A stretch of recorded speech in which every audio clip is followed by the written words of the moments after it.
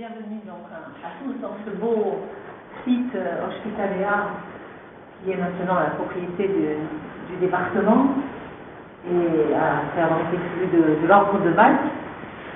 Et je remercie le département d'avoir choisi la pelote, de faire honneur à la pelote avec cette belle exposition des photos de Séverine ici présente. Je vous remercie aussi d'être venu, d'avoir fait beaucoup de routes pour certains et par mon temps.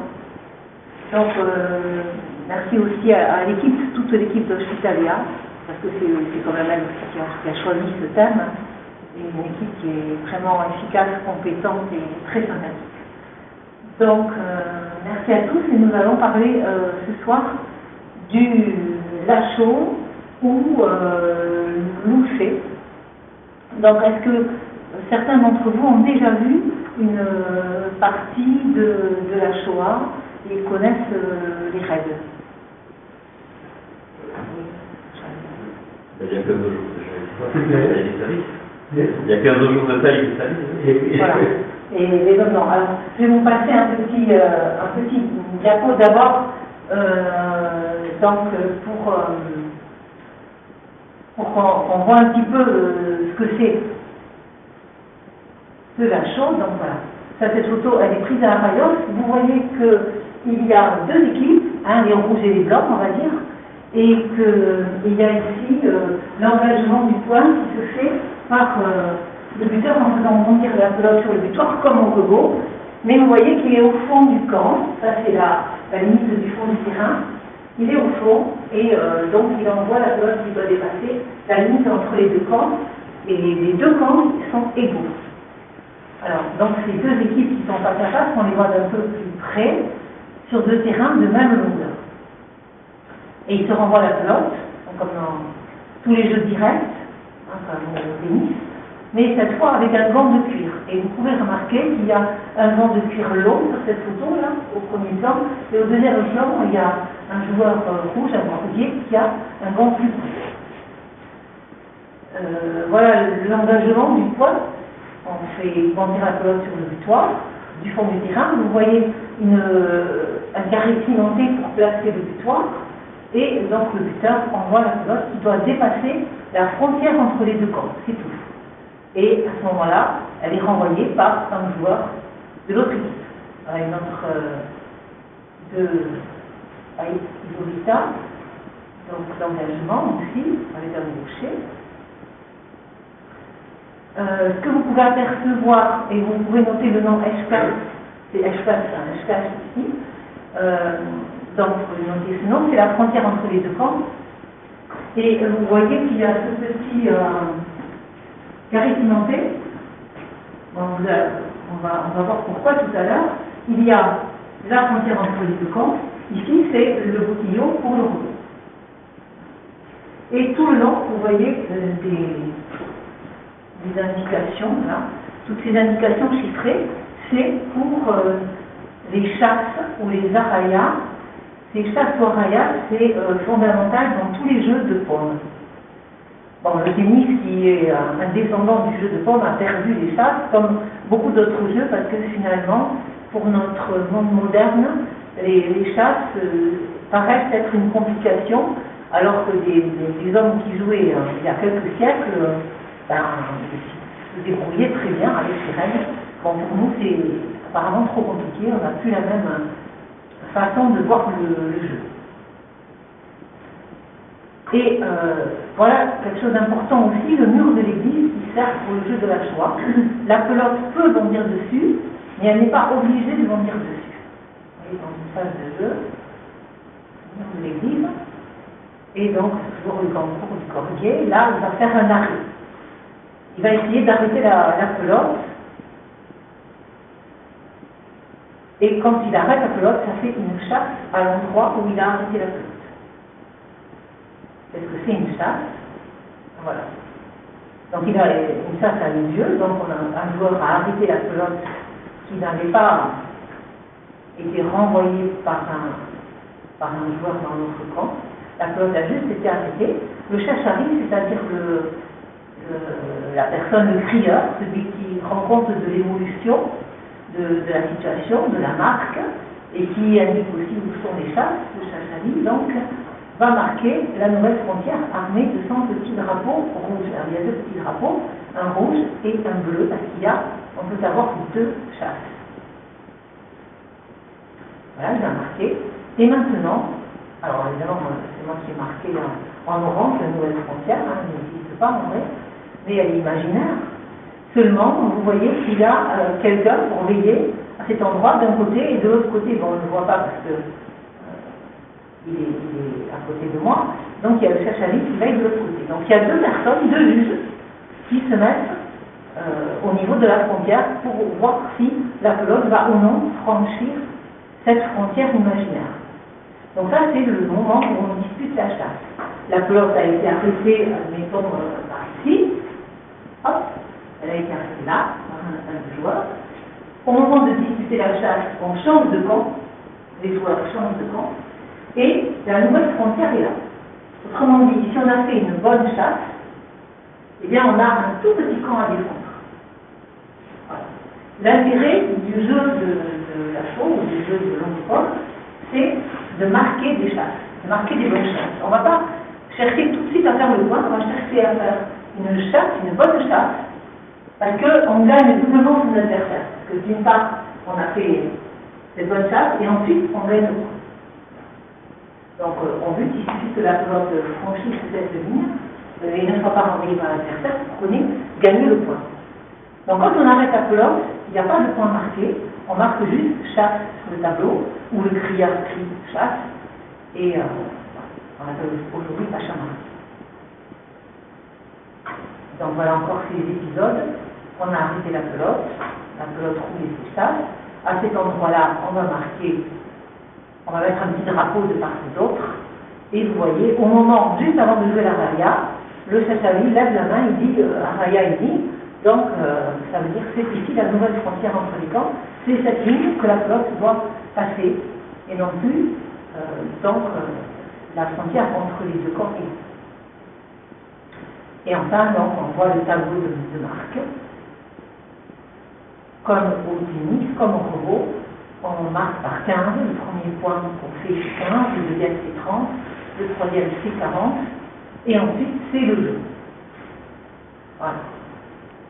Voilà, donc ils sont souvent par terre pour essayer d'arrêter la pelote, mais là aucun des 2 n'a réussi et la pelote est allée encore plus. Voilà. Donc maintenant nous allons parler exclusivement de Lachaud et Loucé, qui sont 2 jeux. Alors Lachaud, ça veut dire au Lachaud, Loucéane à la longue, au Lachaud, ça veut dire au large en basque, et Loucéane à la longue.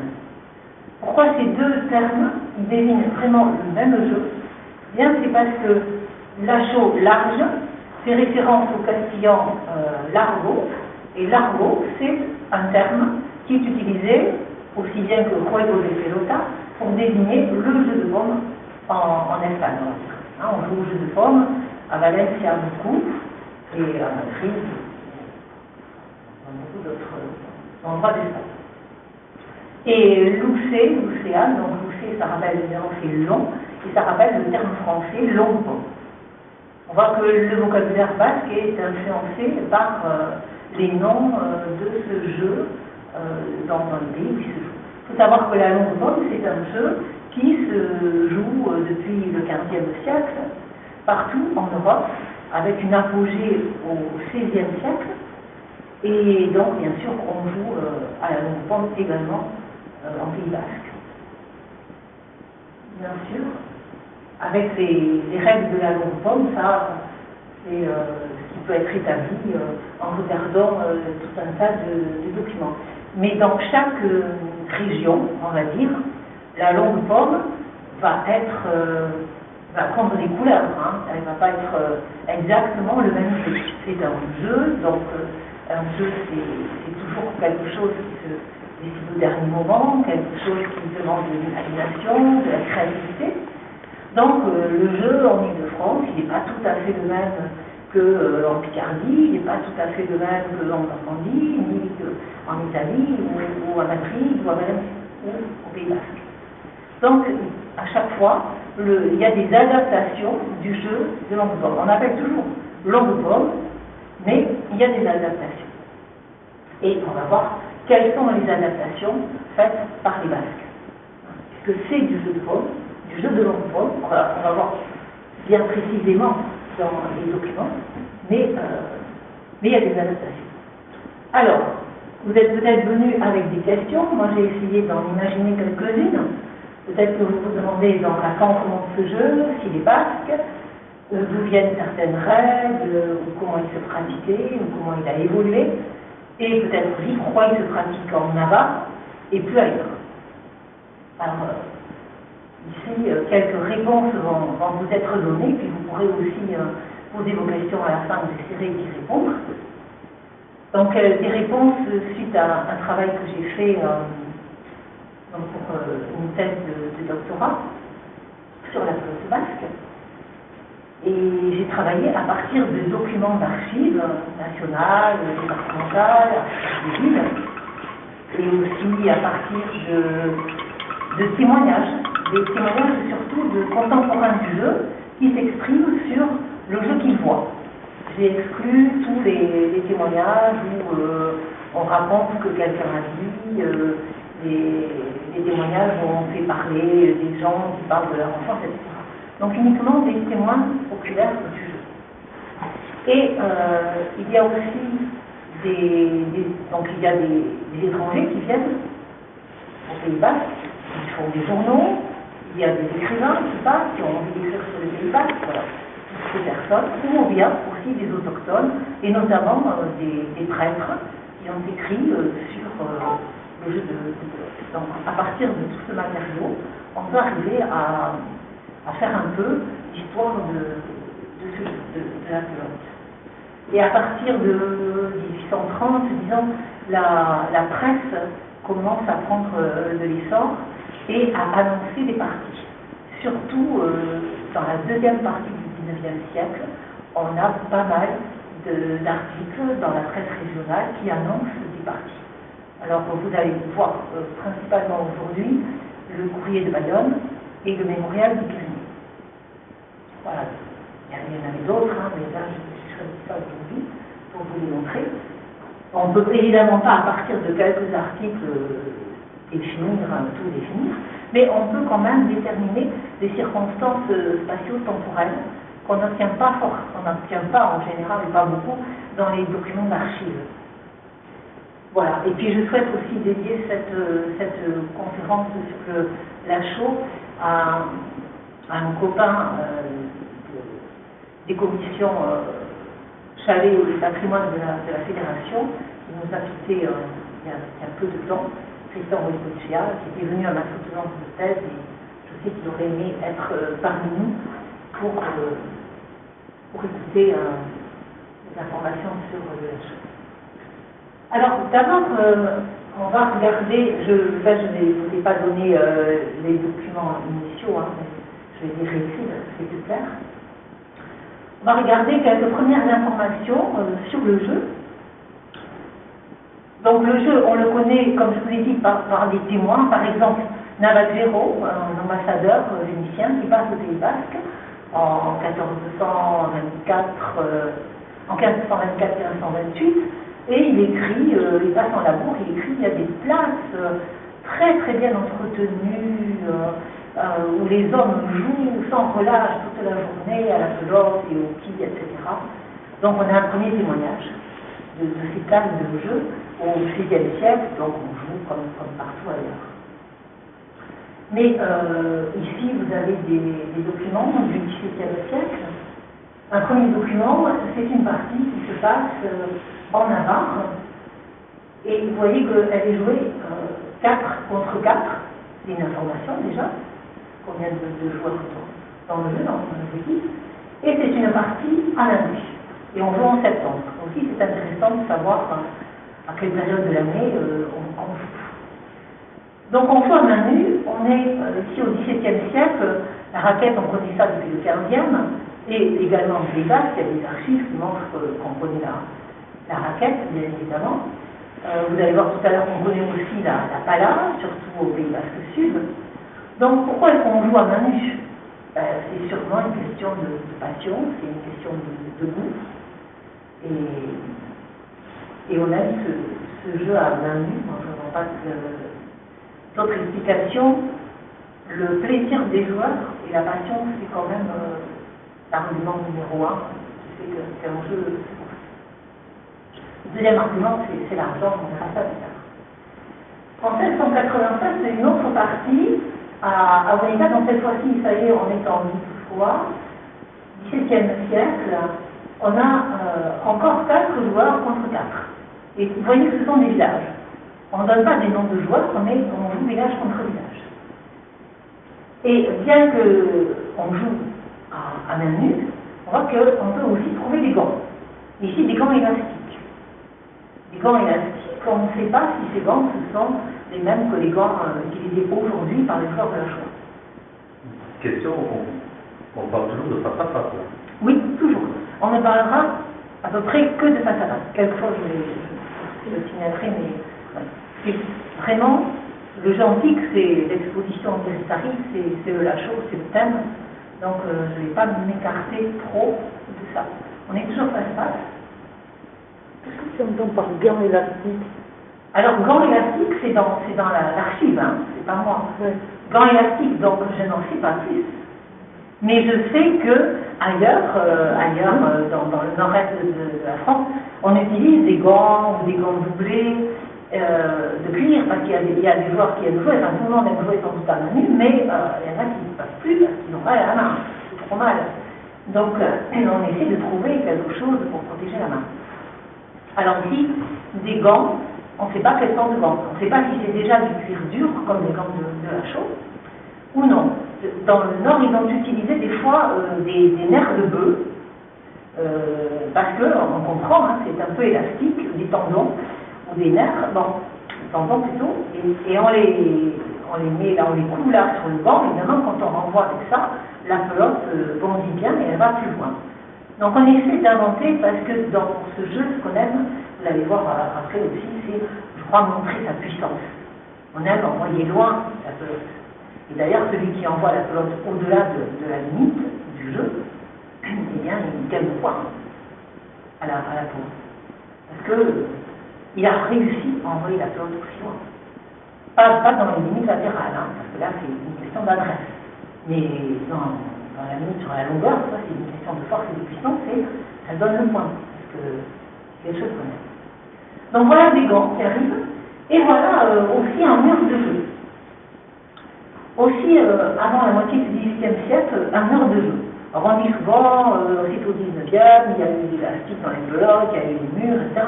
Ben non, c'est pas comme ça. Au XVIIIe siècle, il y a déjà un mur qu'on appelle rabot ou rebot, en pierre de taille. Alors on va voir l'archive là. Celui-ci, il est à Saint-Jean-de-Luz, il n'y en a pas seulement à Saint-Jean-de-Luz. Là, on est en labour. Il faut quand même reconnaître que le labour a une prédilection pour le jeu de rebot et que c'est pas par hasard qu'il y a beaucoup de murs là. Alors si vous lisez bien, donc il s'agit de fermer la place. Pourquoi fermer la place? Parce que sinon, il s'agit d'une place de la ville qui est près de la plage. Alors maintenant, il y a pas de la voiture, il y a un casino. Bon, fermer la place, parce que sinon les charrettes vont y passer. Et quand sur un sol en terre battue, c'est triste, quoi, hein, pour jouer après, c'est moins bien. Et pour former, vous voyez, un rebot. Un rebot, donc, c'est un mur. Le mur qu'on appelle le rebot, on le fait en pierre de taille. Et puis on va faire aussi deux petits murs. Pourquoi deux petits murs? Je ne sais pas si c'est pour l'équilibre du mur, si c'est pour la beauté ou si c'est un peu pour envoyer des pelotes, mais bon, c'est un peu efficace, mais pas à fond quand même, de renvoyer des pelotes, ou de faire dans la nature. En tout cas, ce qui est certain, c'est qu'en Guipuscoa, le mur de droite va disparaître et on va allonger le mur de gauche. C'est ça qui va donner le jeu du mur à gauche. Et dans les années 1850, quand nous, en labour, on joue beaucoup, je dis non à labour parce que je suis du labour. Donc, quand on joue au rebot, beaucoup, eux, ils annoncent le mur et ils commencent bien à jouer en mur à gauche. Donc, l'évolution différente des idées là. Alors, vous voyez, toujours pierre de taille, on ne fait pas rien, et on parle de l'enceinte du rabot. Alors, on peut penser que l'enceinte du rabot, et c'est peut-être le barnet du jeu de rebot. On peut émettre une hypothèse, en tout cas, peut-être que déjà il y a cette règle avec le baromètre. Vous voyez la somme, et vous voyez aussi que l'argent ramassé par les amateurs du jeu de paume, c'est plus que l'argent donné par la communauté. 115, et c'était 235 au total. Mais il faut dire que avant ça, donc en novembre 1743, la communauté avait déjà eu à payer le maçon pour des travaux sur la même place. En tout cas, ce qui est certain, c'est que ce mur de Rebaud, il est important. Il est important puisqu'on paie cher, la communauté paie, les amateurs paient, et on fait un mur en pierre de taille, ce n'est pas pour un jeu d'enfant. Je dis ça parce qu'il y a un auteur, Étienne de Jouy, qui a écrit au début du 19e siècle que le rabot c'était un jeu d'enfant. Alors je crois qu'il a fait une petite erreur, il a confondu sûrement avec le jeu une sorte de jeu de bled. Voilà. Encore des documents d'archives un petit peu ailleurs, cette fois-ci on est en Basse-Navarre, toujours au XVIIIe siècle. Il s'agit de la place de la ville de Saint-Palais, la vieille place qui se trouvait près de la Bidouze. Et l'archive dit que cette place doit être relevée parce qu'elle est un peu basse du côté du bois de la Sioux, donc c'est vers la Bidouze, cette place. Et la communauté doit trancher. Alors là, l'argumentation est claire et nette. On peut engager cette somme pour faire des travaux sur la place parce que les parties de pelote attirent une telle affluence que la communauté va retrouver ces sommes engagées avec le tribut du vin. Voilà, c'est expressément dit dans l'archive de la communauté de Saint-Palais. Donc, voilà, le jeu de pelote, c'est à cette époque-là déjà très important. Ça rapporte, donc on peut faire des frais pour le jeu de pelote. Voyez, c'est un jeu entre des joueurs, mais pas seulement. C'est déjà aussi un spectacle. Comme souvent, avec les jeux de pelote, depuis l'Antiquité, le jeu de balle, c'est un jeu qui est un peu spectacle. Parce que je crois qu'il y a cette question d'esthétique et d'adresse qui est donc une raison pour laquelle on a envie de voir jouer. En 1755, donc toujours au XVIIIe siècle, sur Bayonne, cette fois, place Ramon, sur la place de la ville, on a une partie qui se joue en semaine. Ça c'est important parce qu'on croit toujours que, par exemple, le Rebaud, le Lachaux, c'est toujours le dimanche, à 10h30, de préférence. Eh bien, non, c'est pas comme ça. On joue en semaine, on joue un peu à quel horaire. Et ce qui est intéressant aussi, c'est qu'il y a 7 basques. 7, ça veut dire qu'il n'y a pas le même nombre dans les deux équipes. Hein, c'est remarquable. Et pourquoi pas le même nombre? Eh bien, on retrouve ça ultérieurement dans les articles de presse.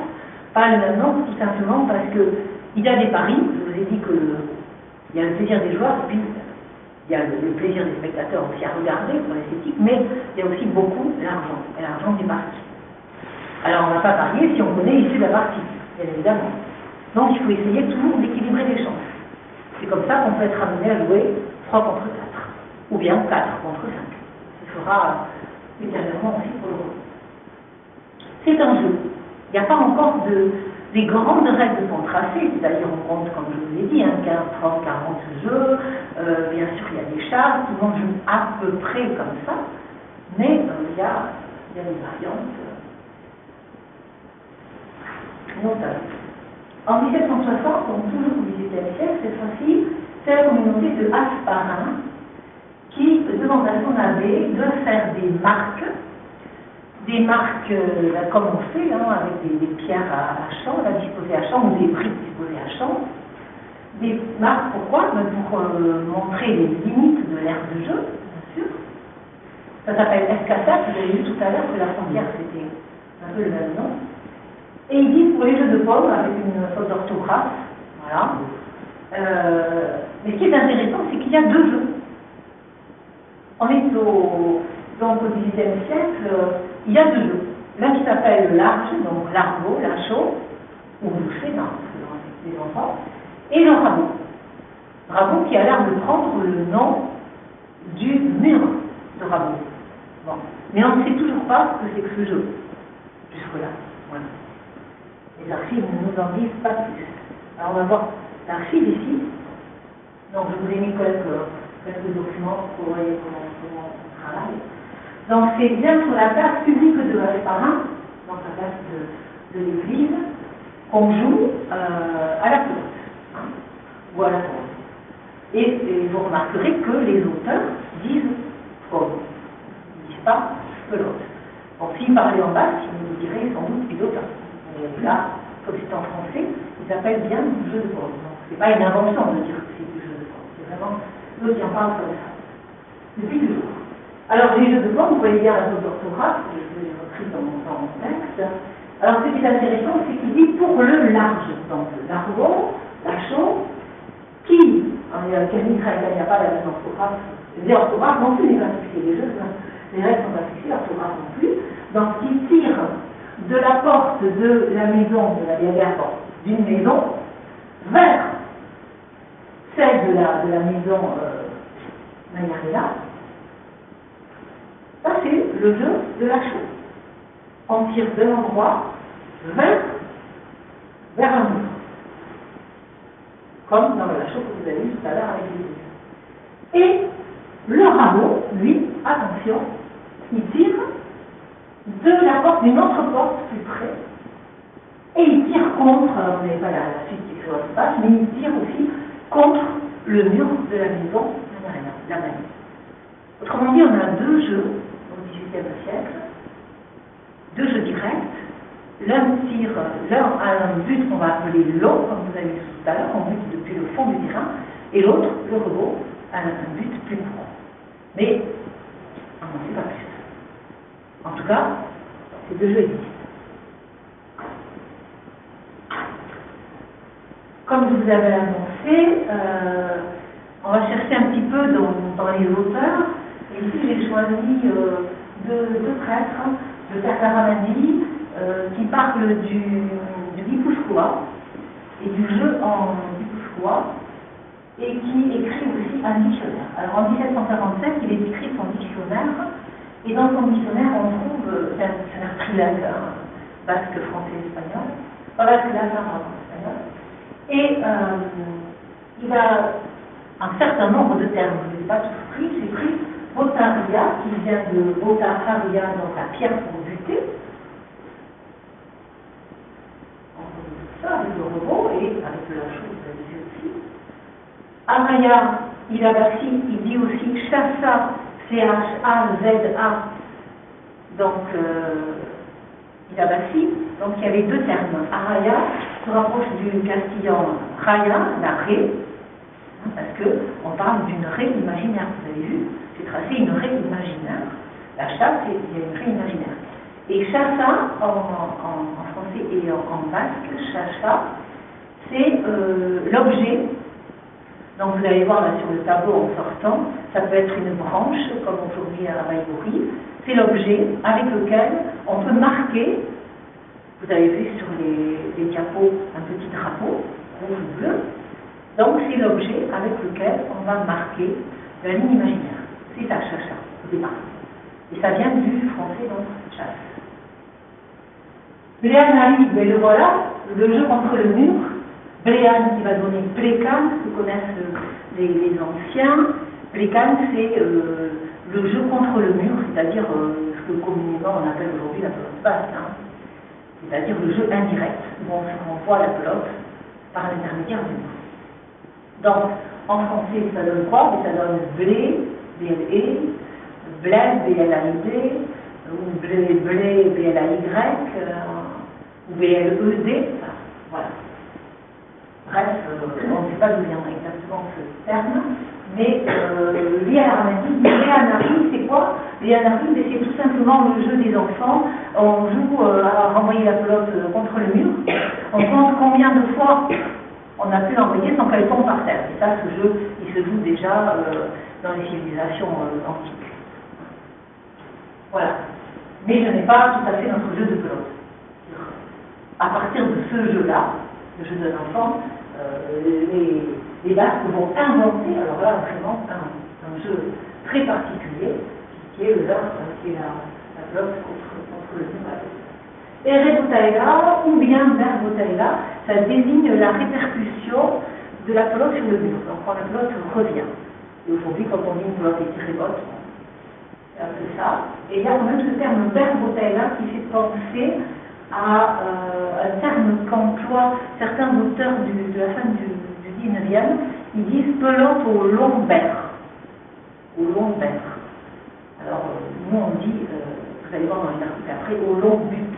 Mais voilà, c'est peut-être de là que ça vient. Chaptastaria, pour dire donc l'éditeur de but. En 1825, Guillaume de Vidal reprend le fameux Étienne de Jouy dont je vous parlais tout à l'heure, mais ce qui est intéressant dans l'exposé de Guillaume de Vidal sur le jeu de pelote, c'est qu'il nous donne les termes basques. Et il dit Arabotian au rabot et Lucian, bon, ça dépend du lieu, Lucian, long de peau. Voilà. Donc on a ces deux termes pour désigner les jeux de paume en deux basques. Et enfin, en 1901, Jean Etchepa, auteur basque connu, cite le Botaloucé et le Maï du Roi dans sa thèse de métier. Donc Botaloucé, but long, le Maï du Roi, un jeu qui se joue en 6, dans la version de 6. C'est un jeu qui fait penser à la petite balle au tamis qui se joue en Ile-de-France, en Normandie, etc. Et c'est un jeu qu'on joue dans la rue, comme on joue à la pelote à Valencia. On joue dans la rue en faisant l'engagement, en faisant bondir la pelote sur la table. Donc on sort à la table du bistrot, en gros, et puis après avoir de l'apéro ou de digestif, allez, on se met à jouer à la pelote, et voilà, dans la rue. Un jeu qui se passe tellement. Mais j'ai toujours ces mêmes types de jeux. Qu'on peut avoir grâce à ces auteurs, et notamment ici Bernard Armandi, dans sa chronographie du Squat, qu'il a écrite en 1754, qui est paru après, on peut avoir aussi des indications sur ce que représente le jeu dans la société. Comment, qui joue, comment, où, etc. Donc il nous explique qu'en Mitoussoir, c'est l'exercice favori. Et beaucoup d'auteurs disent la même chose, c'est les auteurs qui sont passés en Labour, en Bas-Navarre, etc. Ils disent tous la même chose. La pelote, c'est l'exercice préféré des Basques. Voilà. C'est l'exercice préféré.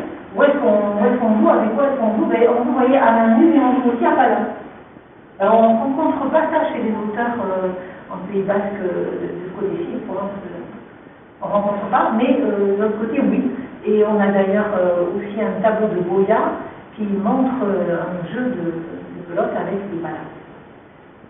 Donc on voit pas là, tout en ballon, sans doute, on voit main nue sinon, et puis les places, il dit les places, c'est important de voir qu'il dit les places, il ne dit pas les frontons encore, ça viendra un peu plus tard.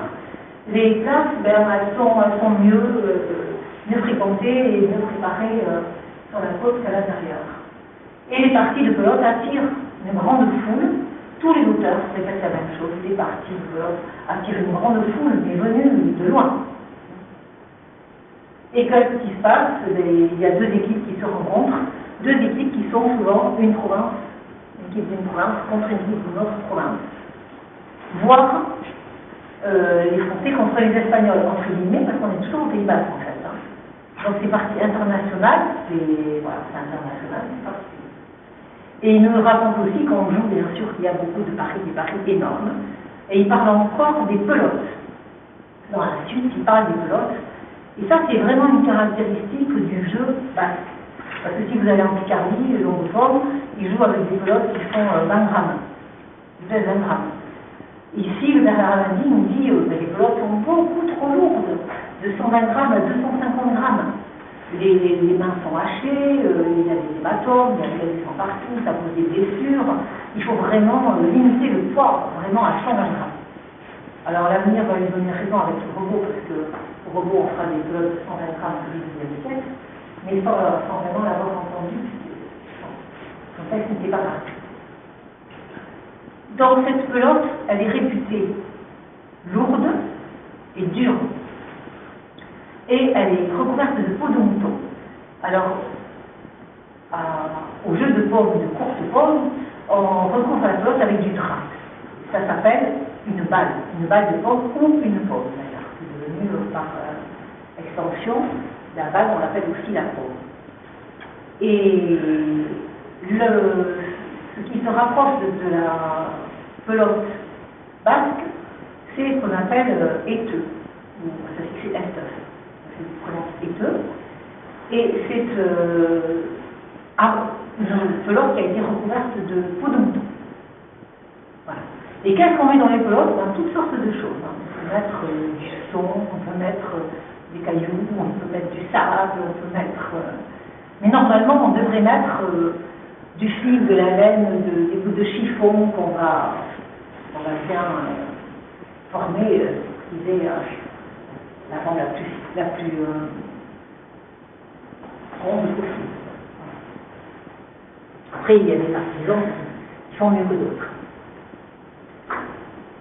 Encore une autre chose sur ce jeu de pelote, c'est vraiment un spectacle, et un spectacle qui est digne d'être offert à un personnage important. Ici, donc, il s'agit du comte d'Artois, qui va régner plus tard sous le nom de Charles X. Il passe à Bayonne en allant au siège de Gibraltar, et quand il revient, la communauté, les édiles décident qu'on fera jouer sur la place de Gramont par des Basques et des Bazavarais une partie de paume à la main. Alors, on va aussi, il y a aussi une forme de truc, mais bon, il y a cette partie de paume à la main. Paume à la main, alors qu'on pourrait jouer à la raquette, on joue à la raquette. Le même comte d'Artois va jouer dans le jeu Maubec, lors de sa venue. Le jeu Maubec, c'est celui qu'on appelle le trinquet Saint-André aujourd'hui. Dans ce jeu, il va jouer avec une raquette, et il va jouer contre des gens qui jouent aussi avec une raquette. Mais on va lui montrer sans doute ce qui est le plus typique d'ici, de ce pays, c'est-à-dire le jeu de paume à la main. Pourquoi lui? Peut-être pas par hasard, c'est parce que ce comte d'Artois, en fait, c'est un passionné de jeux de paume.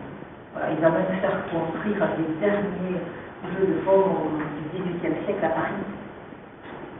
La nuit suivante. Et il y a un traité qui va être un traité sur le jeu de paume qui va être édité en 1783. Donc c'est pas par hasard. Disons que quand l'enfant d'Espagne arrive, on va plutôt lui offrir des courses de taureaux. Mais ensuite, en 1845, quand le duc de Nemours vient, il passe à Cambo, et à Cambo, on a le projet de lui montrer des danses basques et de la pelote, déjà. On dit, on montre ce qui est caractéristique de son pays et digne d'être vu. Jusqu'à maintenant, on a parlé donc de règles en disant qu'on ne les avait pas. Eh bien, avec le colonel Amoros, marquis de Sotero, on détient enfin les premières règles de ce jeu, et de ce jeu de la chose, je veux dire. Donc, le colonel Amoros, qui est né à Valencia et a pratiqué le jeu de paume à Valencia, qui se pratique aussi à la main, avec une pelote beaucoup plus petite et très dure. Donc, ce colonel Amoros, qui a gagné ses grades avec beaucoup de missions, a écrit un manuel d'éducation physique, gymnastique et morale, parce qu'il a fondé un certain gymnase militaire et civil à Paris, où il est venu se réfugier après la défaite de Napoléon. Donc il était en Espagne, il a pris le parti de Napoléon, et puis ensuite, il n'était plus question pour lui de rester en Espagne, on ne voulait plus de lui, donc il est arrivé en France, il s'est fait naturaliser français, et il a fait beaucoup pour la gymnastique. Il est connu au niveau de la gymnastique. En tout cas, pour ce qui nous intéresse, dans son manuel, il parle de ce qu'il appelle le jeu de paume espagnol, dit espagnol, mais en fait, quand il cite des lieux, il ne cite que des lieux de Guipúzcoa, des noms de places de Guipúzcoa, de leurs dimensions. Et dans son manuel qui comporte 3 tomes dans un atlas avec beaucoup de figures, de dessins, il montre les gants espagnols en cuir dur et il explique la fabrication des gants en cuivre. Et cette fabrication, et c'est un peu celle dont mon père Liberté viendra parler, ça rejoint vraiment le descriptif de ce que c'est Homère. Donc, pourquoi est-ce que j'ai mis 1809? Il écrit son manuel beaucoup plus tard, mais en fait, dans ses états militaires, c'est la seule année, 1809, qu'il passe comme commissaire royal en Guipuscoa, Alava et Biscaye. Alors, on peut penser que c'est à ce moment-là qu'il a connu le jeu, puisque tout le reste du temps, il est vraiment très loin de là, et après, il est en France, et il part en Espagne. Donc, c'est sûrement un témoignage de ce jeu qu'il a vu jouer en Biscaye. Et donc, on peut penser que les gants étaient très là. Vous avez le gant, vous avez la partie concave ici, à gauche, et là-bas, la partie convexe. Et par contre, les gants italiens, parce qu'il parle un tout petit peu, il ne parle pas vraiment du jeu, il ne dit pas de l'italien, il ne veut pas le connaître, mais il a dû voir les gants italiens, donc il parle des gants italiens, et eux, ils sont faits en bois de merisier, qu'on creuse, donc ça n'a strictement rien à voir. Voilà, ce sont les adaptations suivant chaque région du jeu de retour. En tout cas, il décrit vraiment bien tout le matériel, c'est-à-dire le butoir, et il parle vraiment d'une pierre, même je crois qu'il dit en marbre. Donc il parle du butoir, il parle des gants, il parle des pelotes, et il nous indique bien la fabrication du gant, et surtout il nous donne les règles. Et dans les règles, il y a quelque chose d'amusant. Donc je vous l'ai dit tout à l'heure, on compte par Kinsey, qui a 30-40 jeux. Alors, qu'est-ce qui se passe quand une équipe est à 40, l'autre à 30, et que l'équipe qui a 30 marque le point suivant? Ils devraient être tous les deux à 40. Ils devraient être très court. Puis après, celui qui marque le prochain Kinsey, il a le jeu. Alors, il y a une tradition au jeu de paume, on ne peut pas gagner un jeu si on n'a pas au moins 2 points d'écart avec son adversaire. Du coup, qu'est-ce qu'on fait au tennis? On parle d'avantage. Eh bien, au Pays-Bas, au rebours, vous avez sans doute vu ça, et au cachot pareil, on n'est pas à avantage, mais on descend l'équipe qui a les 40, on la descend à 30. Comme ça, les deux équipes sont à 30, et la première qui fait 2 Kinsey d'affilée a le jeu. Et ce qui explique que ça peut durer longtemps, parce qu'évidemment, 30, 40, si l'autre monte, hop, je descends, et on recommence comme ça, et puis pendant longtemps, ça peut durer, personne ne gagne le jeu. Donc, ça, c'est une façon particulière de compter au Pays-Bas, c'est bien, à un moment, l'a décrit aussi. C'est pour dire que c'est vraiment très précieux, ce témoignage, et très très ancien aussi. Alors, on fait un petit résumé de ce qu'on a vu jusqu'à maintenant. Donc, on joue à la longue paume. Alors, M. Sabalot viendra vous parler de la longue paume dans les montagnes, parce qu'on joue, mais pas seulement en ville, évidemment, quand les bergers se retrouvent là-haut dans les vestiges, ils vont jouer eux aussi, donc ils vont jouer sur des endroits plats, mais plus naturels, on va dire. Et ils vont se servir d'une serre pour buter. Bon, voilà. On joue à la longue paume, nous Sia, nous Lucéa, nous la Chouane, et on joue aussi au rabot, et on utilise un mur avant 1750, un mur en pierre de table. Voilà ce qu'on a vu. En 1801, on a le témoignage de Friedrich von Wolf, qui est un savant allemand qui est venu étudier la langue basque, qui passe à Durango, et dans son journal, il parle d'une partie à Durango, et il décrit les joueurs ayant un gant de cuir dur. Donc là, on est dans le gant du Lachaud, et on a aussi Issueta qui a écrit sur la danse basque, et qui parle des joueurs de pelote en disant, voilà, à peu près en 1800, il y a des gants de cuir. On a vu aussi qu'en Guipuscoa, il y a de la pala, donc on peut jouer à main nue, mais à partir de 1800, on joue beaucoup plus avec un gant de cuivre, et on a une pelote dure et lourde de 120 à 250 grammes. À partir de 1850, c'est maintenant ce dont on va parler dans les autres diapos, à partir de 1850, on a beaucoup d'articles de presse, des de jeux, et on voit que la longue paume se joue, certes, mais beaucoup moins. Ça représente, dans le total, peut-être 15% des articles sur la longue paume. Et tout le reste, c'est du rebot, du bled. Donc, entre 1850 et 1890, avec quelque chose de notable, c'est l'apparition du Chistira dans les grandes parties, Logistera apparaît en 1870. Il apparaît en 1869 dans une partie entre amateurs, une partie de bled à l'Étari, mais à partir de 1870, les plus grands joueurs jouent avec Citra, au rebond, ou peut-être à la longue. Et la pelote est fine avec 120 grammes. À partir de 1890, la longue paume était déjà très déclinante, mais le rebond se met à décliner furieusement. Déjà dans les provinces de Guipuscoa, Biscaye, il était très peu joué à partir de 1880, il était vraiment avec le bled et le mur à gauche. Et donc en 1891, ces fiches, le bled l'emporte complètement aussi dans les provinces de France. Donc gros déclin.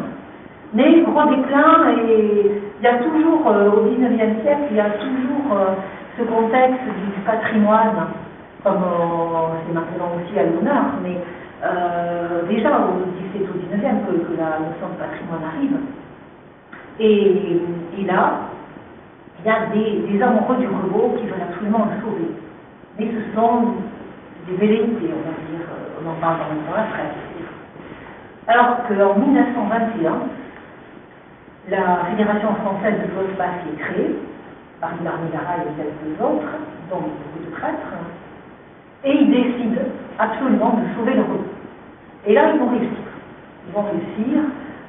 Il y a même un club qui se fonde à Saint-Jean-de-Luz qui s'appelle l'Océane, donc à la longue, et qui a comme but dans ses statuts de sauver le rebond. Il y aura des styles à Baïbouri, à Esparin, c'est le lieu du rebond, Esparin, Tardès, etc. Le rebond va être sauvé avec un championnat, mais bon, il faut dire que de nos jours, il y a plus beaucoup de joueurs quand même. Et qu'est-ce qui se passe avec la longue? La longue, elle continue d'être rejouée, parce qu'il y a des joueurs qui aiment ça quand même.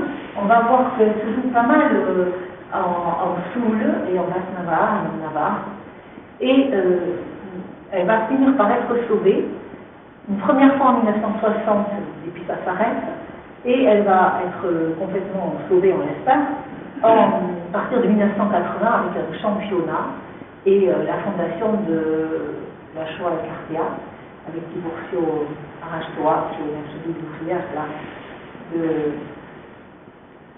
cette association. Et aujourd'hui, il y a de plus en plus de joueurs de la Shoah dans la vallée du Boscan et de Maléric. Alors, moi, je pensais que Tiburcio allait venir faire une conférence, donc je n'ai pas trop parlé de la Shoah aujourd'hui. En tout cas, il est vivant, c'est sûr. Et donc, nous allons continuer à parler du jeu. On va essayer de trouver les circonstances spatio-temporelles et sociales du jeu grâce à des articles de presse. Alors ici, le mémorial des Pyrénées, donc à Riapon, c'est un mercredi, et vous voyez que la partie de pelote de la Chaux, donc dans le marteau de la Chaux là, a été fixée au samedi 24 septembre, donc toujours pas un dimanche. Elle a été renvoyée le mercredi, finalement elle s'est jouée un jeudi. Et il y avait plus de 3000 spectateurs. Vous pensez peut-être qu'il exagère, mais c'est un nombre qu'on retrouve très souvent dans la presse, et on va avoir une petite explication tout à l'heure. On nous dit que la victoire est restée aux 5 Montléonais. Tiens, maintenant on trouve 5 joueurs dans une équipe. Et on nous donne même le nom d'un joueur, enfin un nom de joueur, Mercatile, qui est connu sous le nom de Saint-Jean-le-Meunier. Alors Saint-Jean-le-Meunier, c'est un des premiers, avec le grand joueur Melchior de Garçon, à avoir allongé le banc. Vous avez vu sur les premières photos, le buteur, il a un banc plus long que les joueurs qui sont vers le milieu, là qu'on appelle les cordiers, sous à la corde. Donc, c'était vers 1850, l'allongement des bancs. Donc voilà, c'est Saint-Jean-le-Meunier. Et tant de monde en pleine semaine. C'est dire que peut-être qu'on ne va pas au travail, mais qu'on va encore jouer la pelote. Voilà, c'est ça. Là, je vous ai mis carrément l'article de presse, c'est un peu petit, mais bon. Encore cette fois-ci, on va avoir une partie qui se joue province contre province. Le Labour, donc, contre la Tabac. On nous donne quelques noms de joueurs. Ce qui est intéressant, c'est que vous avez Gascoina, donc le fameux qui a gagné la partie du Rhône, qui a fondu, je crois, par un.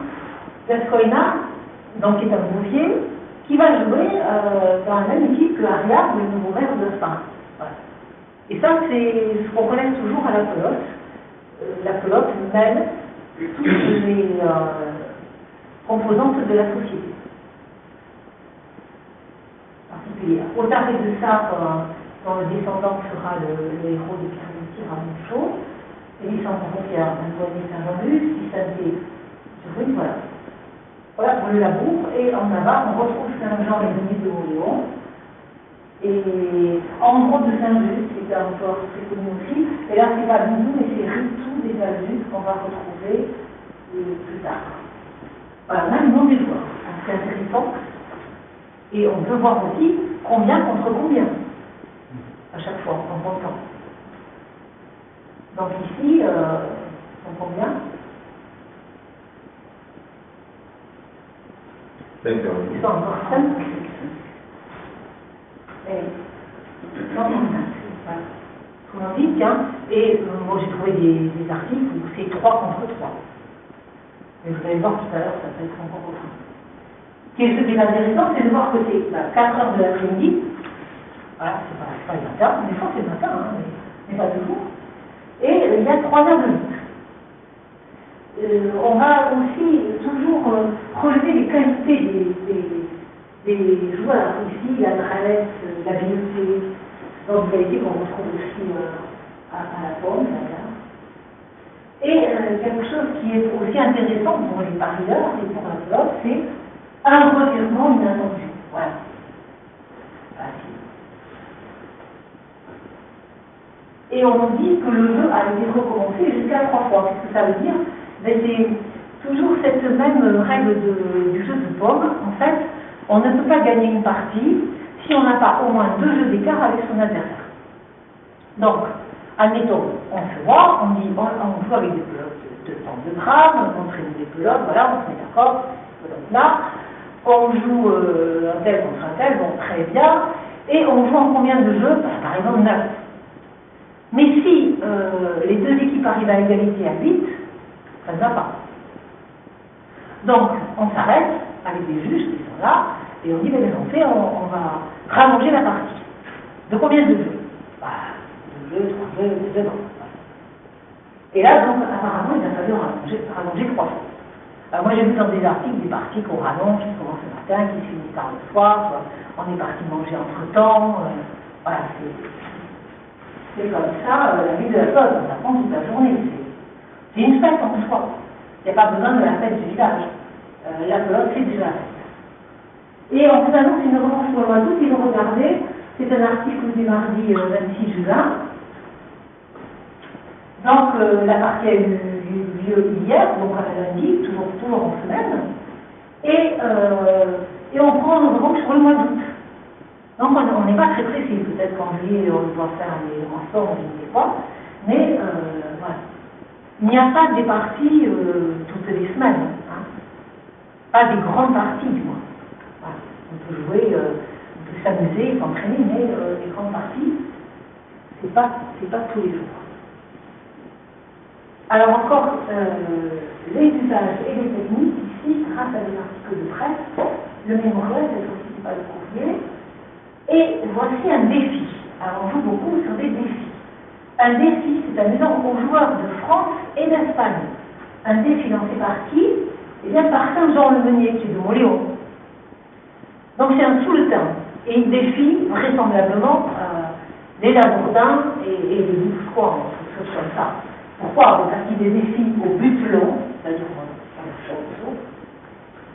et 2000 ou 3000 francs. Alors 3000 francs c'est déjà beaucoup, 2000 francs c'est habituel, 3000 francs c'est gros, quelquefois il arrive à 4000, mais ça ne va pas plus loin.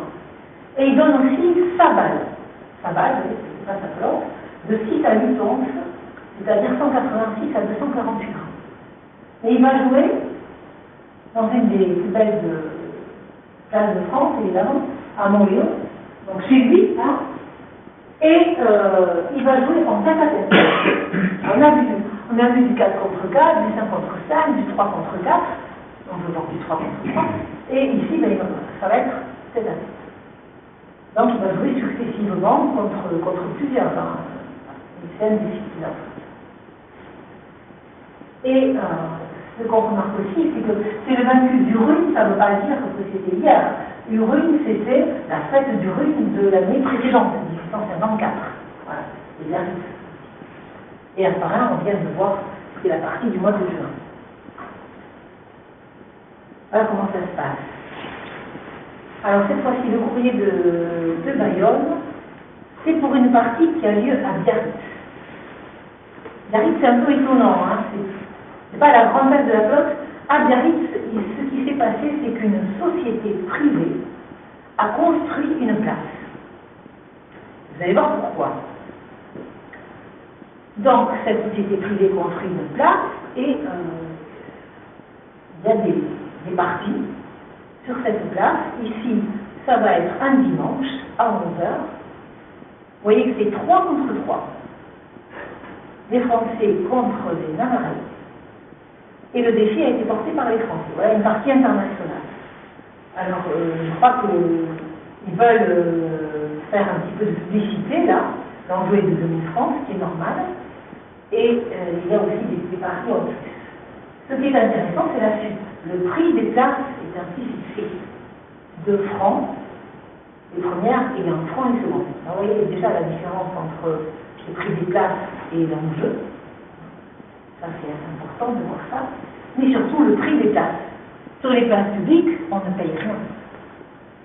Les communautés entretiennent la place, et puis les gens du pays vont voir jouer. Mais là, c'est une société privée, un peu comme les impressas maintenant, et donc on fait payer pour rentrer et pour voir. La chose qui suit intéressante aussi, alors souvent le courrier met des lettres des électeurs, et là, on nous raconte quelque chose. On nous raconte que les Français, depuis quelque temps, ils perdaient toute leur partie contre les Espagnols. Et oui, parce qu'à ce moment-là, il y avait le fameux Melchior, et puis Arrache-Peau de Gras, et tout ça, ils étaient très bons, et les Français n'arrivaient pas à la Chine. Mais bientôt vont arriver les frères Moreau-Cranaès, et ça va inverser la tendance. Alors, vous voyez bien, quand il n'y a plus d'enjeux, il n'y a plus de partie. Quand il n'y a plus d'enjeux plus variés, parce que si c'est toujours les mêmes qui gagnent, ça n'a plus rien à dire. Et la balle pèsera 250 grammes, comme le maximum de poids dont parlait l'Arabie. Et ce que vous voyez aussi, c'est la suite, la revanche, elle se fera au robot. Pourquoi? Parce que les Français pensent sûrement être meilleurs au robot. Surtout les acrobats. Et encore à la fin, vous voyez, c'est bien le courage de nos joueurs, on parle du courage de nos joueurs, ils vont reprendre la route suivie par les Percagne et les Atonsa. Ici, il s'agit de noms légendaires, de noms que vous connaissez sans doute, hein. Ils ont franchi les siècles. Ce sont des joueurs du XVIIIe siècle qu'on retrouve dans des chansons du XVIIIe. Donc c'est une transmission orale et vraisemblablement ces chansons ont été transcrites à la moitié du XIXe siècle et c'est Georges Lacombe qui détenait le manuscrit de ces chansons dans la fin d'article dans le volet écrivain. Et vous pouvez consulter les le manuscrit. Donc voilà, les grands joueurs, on se réfère à ces grands joueurs, c'est-à-dire que déjà la pelote à ce moment-là, elle traîne un imaginaire avec des grands noms de joueurs.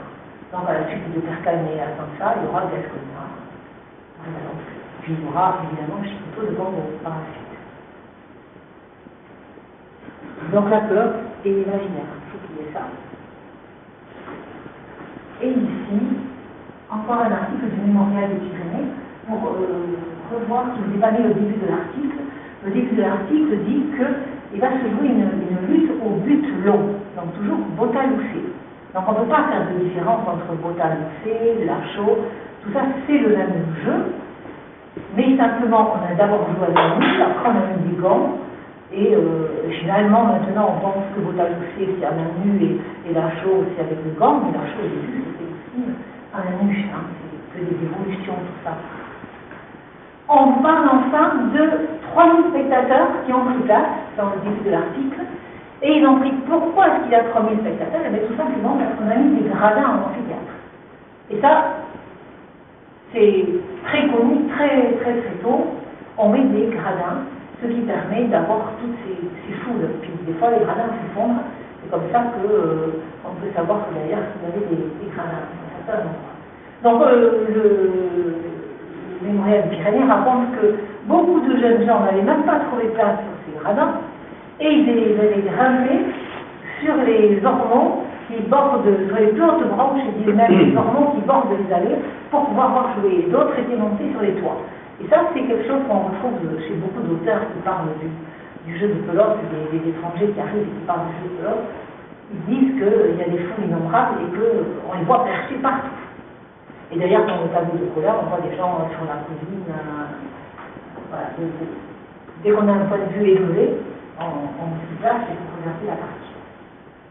Alors je vous ai mis, moi, pour terminer, donc les qualités du joueur, on en a vu quelques-unes avant, mais ici, donc on voit la souplesse nerveuse, l'élan irrésistible, l'adresse, la sûreté du coup d'œil. Le coup d'œil, c'est très important, même au jeu de paume. Par exemple, celui qui a écrit le premier traité de France, à la fin du XVIe siècle, il signait toujours bon pied, bon oeil. Voilà, ça vient de là. Donc, bien sûr qu'il faut le coup d'œil pour jouer à la pelote. L'agilité, la précision, le jeu suré élégant, le Mathieu d'Aix, voilà, Mathieu d'Aix, il est arrivé.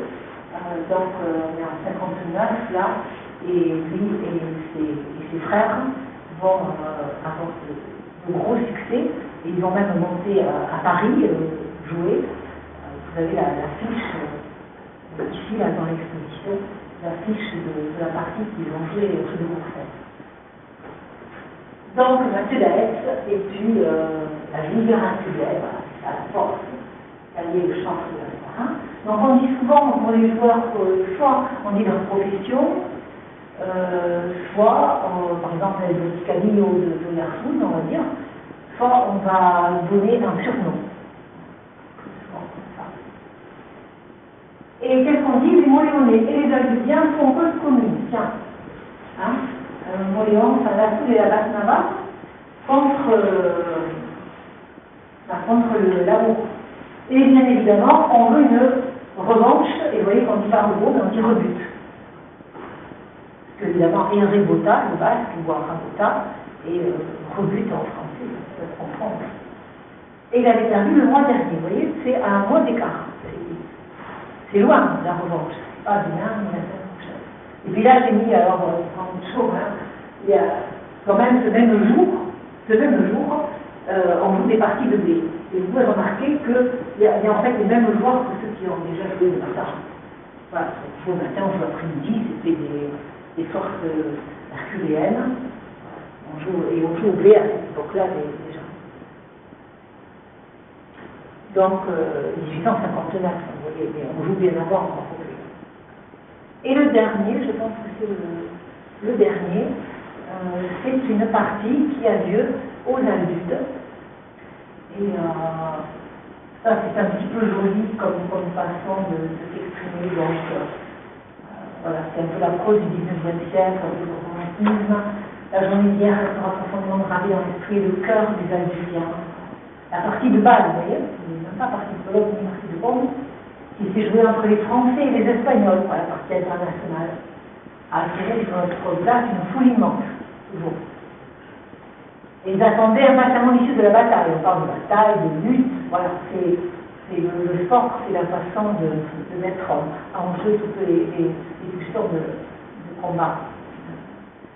Et puis, vous voyez, là, les Français, ils avaient toujours l'habitude d'être vaincus. Mais là, on a joué au robot. Alors, normalement, vous n'allez pas vous le mettre, mais je vous le mets parce qu'une seconde lutte à la longue, c'est jouer le soir.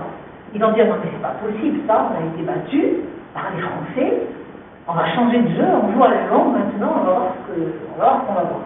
Là, ils ont perdu aussi. Et retrouver le SPD tout, le joueur des adultes, avec sa force, sa justesse, la légèreté de ces gens malgré l'obésité dont il est atteint.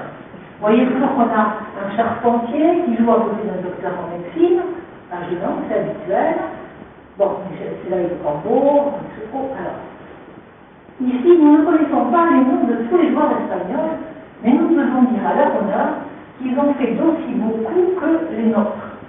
Nous relèverons ici le mot piquant de leur chef, Caramillo. Squelette vivant, sa maigreur fait qu'il se multiplie dans le jeu, et cependant, il doit avoir près de 60 ans. La veille de la partie, il criait à qui voulait l'entendre, si HTB veut nous battre, il faudra bien qu'il laisse son ventre chez lui. Sa folle présomption a été justement fumée. HTB s'est présenté avec son ventre, et il le conserve encore, et de plus, il a mis dans sa bourse les nombreux d'euros que les Espagnols ont choisi de payer. Voilà. Donc, ah oui, j'ai quand même mis encore une dernière chose. On apprend aussi dans les articles de presse, de temps en temps, il y a des rédacteurs qui parlent sur le jeu. Donc, sur le jeu, ici, ils nous disent, eh bien, au Pays Basque, les Pays Basques, et ils ont 4 jeux, vous voyez. On est passé de 2 à 4. Donc, on est en 1863, et cette année, on joue vraiment à 4 jeux, à l'encontre, c'est-à-dire le chaud, le robot, le trinquet et le blé. Donc le blé est BLD, voilà. C'est plus tard BLD, et puis les canons. Alors ils disent que les bourgeois ménages vivraient aux 2 premières. Oui, disons que c'est sur ces parties-là qu'il y a les plus gros paris, c'est les grands joueurs. Bien sûr, on les attend sur ces grandes parties, mais ils jouent quand même, parce que dans les parties on les trouve aussi sur les parties de blé. Alors cette partie, qui va se jouer à Biarritz, elle sera jouée à la longue. Alors, ce qu'on peut penser, c'est que la longue ne se joue pas beaucoup à cette époque-là, et qu'à Biarritz, comme il y a des colonies, ce qu'ils appellent les étrangers, ils n'appellent pas encore les touristes, comme il y a des colonies d'étrangers, sûrement la société qui dispose de cette place, de ce jeu de pompe de Biarritz, a voulu montrer quelque chose qu'on ne voit pas souvent. Voilà. Un jeu ancestral, un peu les mêmes termes, les mêmes boucs aujourd'hui. Donc en jeu de 2000 francs comme d'habitude. Et voilà, ce sont les Souletins et les Banavarés, encore une fois associés, ce qui veut dire aussi peut-être qu'il n'y a pas tant de grands joueurs de l'Empôme que ça, puisqu'il faut que 2 provinces s'associent, et ils vont s'associer contre l'amour et les provinces espagnoles. Ce qui est à noter, c'est que la base est de 180 grammes de sortie, c'est plus de 200, c'est plus de 150, et la fin est importante aussi. On sait que les joueurs de la Lasse, Navarre et de la Soule excellent à la longue pomme, et voilà pourquoi, en lançant un défi aux acteurs les plus renommés du Labour et de l'Espagne, ils ont donné la préférence à cette manière de jouer sur ce que nous appelons le rebond, qui est à cette époque le jeu favori des parieurs, on va dire, parce que finalement ce sont un peu les joueurs et les parieurs qui font le jeu. Et ça se joue, on est en 1863, c'est encore avec du banc de cuir. C'est pas encore le Chipira. La première fois qu'ils vont mettre le Chipira, Mathieu Daès et compagnie, ça sera en 1870 pour les fêtes de Pampelune. Voilà.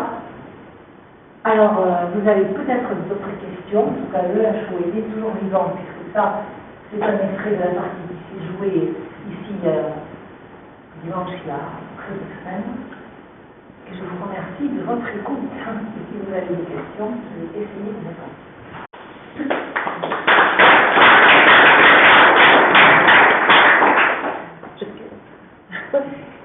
Vous avez parlé du déclin du Lachouin. Est-ce qu'il a décliné au détriment du robot ou oui. Les deux sont pas liés? Oui, oui. Le robot a été le jeu préféré. Ouais. Et le déclin du robot après, c'est dû à quoi? Au bled. Au bled? Ouais. On a préféré le bled après. Je pense qu'il y a plusieurs raisons. Il y a de toute façon toujours le plaisir du joueur, déjà. Le plaisir du joueur qui va aussi trouver son plaisir en ayant un instrument toujours plus adapté, toujours plus performant. On voit ça aussi aujourd'hui avec les cyclistes ou les gens qui font du catamaran, n'importe, il faut toujours utiliser le matériel le plus efficace possible. Donc il y a ce plaisir, et après il y a les parieurs. Alors, s'il n'y a pas de parieurs, il n'y a pas de gain, il n'y a pas de partie, ça ne se fait pas. Et alors, il faut que le spectacle soit là. Donc, entre le lâchot et le robot est peut-être plus vivant, ou il y a peut-être plus d'échanges, donc je ne sais pas ce qui fait que tout d'un coup le public va préférer ça, ou les joueurs vont préférer ça, surtout quand ils vont mettre les Chistera, parce que quand ils vont mettre les Chistera, ils vont avoir une plus grande maîtrise de la trajectoire de la pelote, et donc leur plaisir là est important, plus important. Il y a quelque chose qui se fait au niveau des joueurs et au niveau des parieurs. Et ensuite, il y a le fait que pour jouer au robot, en général, on voit 4 ou 5. Donc il faut qu'il y ait 4 ou 5 bons joueurs, 4 ou 5 bons joueurs pour l'autre. Vous voyez que déjà là, pour jouer au lâchot, il faut qu'il y ait les scrutins et les bananes. Donc il faut qu'il y ait des joueurs de haut niveau. Il n'y en avait peut-être pas tant que ça non plus, de très haut niveau. Il y a tout ça qui se fait. Et donc après, quand arrive le jeu contre le mur, alors c'est plus rapide, c'est beaucoup plus vif là, dans les articles de presse, c'est dit, hein, les pelotes sont plus vives, parce qu'il y a aussi de l'élastique, le jeu est plus vif, il est impressionnant aussi. Peut-être qu'on aime le claquement contre le mur, je ne sais pas, il y a une passion qui s'installe, et il y a aussi le fait que les Argentins vont venir en France, dans les provinces, en Pays Basque, et ils vont proposer des contrats bien payés aux joueurs, aux meilleurs joueurs, pour aller jouer à Buenos Aires. Et là, donc, ils ont de la chance, parce qu'ils vont jouer tout l'été argentin, et puis ils reviennent ici pour faire la saison ici. Donc, eux, ils jouent chez Serra dans la gauche. Donc après, les joueurs qui voulaient aller en Argentine, il fallait qu'ils soient très bons, et donc c'est cette spécialité-là. Là qu'ils avaient plus à gagner. Et puis, donc dans les Guipuscoa, Biscaye, très très vite, ils ont des Pressa, ils ont des Pro Paris, et ce sont des joueurs à gage, donc la pelote devient la pelote devient professionnelle. Voilà, donc ça devient une manière de gagner aussi sa vie. Certainement. Donc tout ça se mêle dans l'histoire, sur les évolutions. Est-ce qu'on a une idée de la manière dont étaient organisés les paris? Est-ce qu'ils étaient organisés et qui les organisait? Non, ça ce n'est pas dit, mais certains auteurs en parlent, Jean-Yves Sartre notamment. Les paris, c'est d'abord les joueurs qui se font un défi, déjà. Les joueurs se défient et mettent de l'argent sur la table. Et ensuite, c'est comme maintenant, les gens arrivent, ils arrivent avec la paire de bœufs, et puis ils parient la paire de bœufs. On dit bien partir de sa chemise, ça c'est toujours fait très naturellement. À la course et à la longue pompe, c'est pareil. Hein. Même maintenant, il y a quelque chose d'impalpable. Mais avec la pelote, il y avait un système aussi qui est décrit par les auteurs où quelqu'un du village arrivait avec une grosse bourse parce qu'il pariait pour un tel et un tel. Il devait miser l'argent d'un certain nombre de personnes aussi. Ça aussi, c'est possible. Mais plus tard. Et est-ce qu'on retrouve des témoignages dans des textes en basque? Alors, dans les textes en basque, bien sûr, il y a des descriptions de parties de pelote. Pas que de paris, en général. Mais de parties de... Mais, par exemple, les premiers textes, là, ces chansons, ça ne parle pas tellement de la partie. C'est surtout à la gloire d'un joueur, qu'il était bon, on ne raconte pas la partie. juste, il y a une petite allusion, on était à 5 et eux à 8, un tout petit verre, hein, presque rien. Et ça parle surtout et de revanche et de l'argent qui a été, surtout l'argent qui a été gagné par les uns, perdu par les autres, comme c'est fait pour les uns, comme ils veulent la revanche. Ça ne nous raconte pas grand-chose sur les raids. Après, il y a Jean Etchepart, justement, là, qui a écrit une très belle page, une très belle partie de pelote. Il y a eu aussi Adema, un prêtre, qui a raconté des parties de pelote que d'autres qui sont à Saint-Jean-Louis, par exemple, de ces robots. Des robots. Et Etchepart, c'est une partie de l'aide. Voilà. Oui. Juste d'abord deux petites remarques. Par chez moi, pour le mur du fronton, on dit Arautea toujours. Oui. C'est le mur, hein. C'est pas le jeu, c'est le mur. C'est le mur. C'est le mur, parfaitement. La deuxième chose, c'est pour les paris. Les paris, c'est pas les joueurs qui engageaient l'argent. Très souvent, il y avait des sponsors, entre guillemets, qui mettaient l'argent pour eux. Oui, tout à fait. Qui avaient des gens riches qui engageaient l'argent, qui engageaient des joueurs en disant tu vas gagner de l'argent pour moi. Oui, aussi. Ça c'est vu, ça. C'est quelqu'un qui organise ça quand même. Oui, non, mais ça c'est vu. Il y a aussi des joueurs qui avaient des sous engagés. Hein. Mais voilà, il y avait de tout. Mais c'est vrai qu'il y avait des joueurs qui étaient, bien sûr...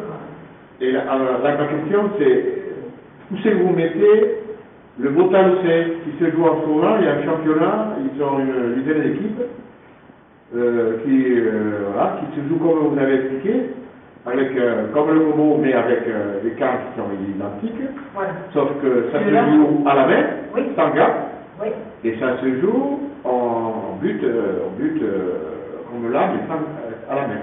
Voilà. C'est ça, pour le jeu. Et bien ça, j'en ai parlé. Il est où votre tournoi? Ah ben, il se joue, il y a une équipe de Saint-Palais, il y a deux équipes du Bourgois, il y a une équipe de Lara qui sont sur le Saint-Terre, hein. Saint-Pétion-Hiver, oui. Là, il joue. Alors moi, j'en ai juste parlé là, du Botaloucet. C'est la même, c'est le Lachaud. C'est le Lachaud. D'avant les gants. D'avant les gants. C'est-à-dire que c'est le même jeu qui se joue à même. C'est ça que j'ai expliqué dans l'évolution. Et comme ici, j'ai parlé du Lachaud, sans plutôt Lachaud avec les gants, j'ai plutôt axé sur ça. Et dans les articles, c'est toujours avec les gants. Voilà, les gants. Et ça se joue sur les frontons? Oui. Sur les frontons, alors c'est sur, moi j'ai vu quelques parties, donc la dernière c'était à Saint-Palais, se jouer sur un demi-fronton de rebond. Parce qu'à la main, sur des pelotes qui sont quand même lourdes et qui sont beaucoup moins vives, hein, c'est pas des pelotes à élastique, hein. Et donc ça va moins loin quand même. Et à la main, oui. Mais c'est quand même la longueur, c'est 30 mètres à peu près, 30. Je sais pas, j'ai vu. J'en ai vu, mais oui, c'est... 30, 40, un peu plus, 40 mètres peut-être à la longueur. Et qui est-ce qui organise ça? Mais ils jouent sur plus long. C'est des joueurs qui ont... Des joueurs, voilà, c'est des joueurs entre eux. Voilà. Il y a l'organisme pour la fédération du Bouscois, pour la fédération du French.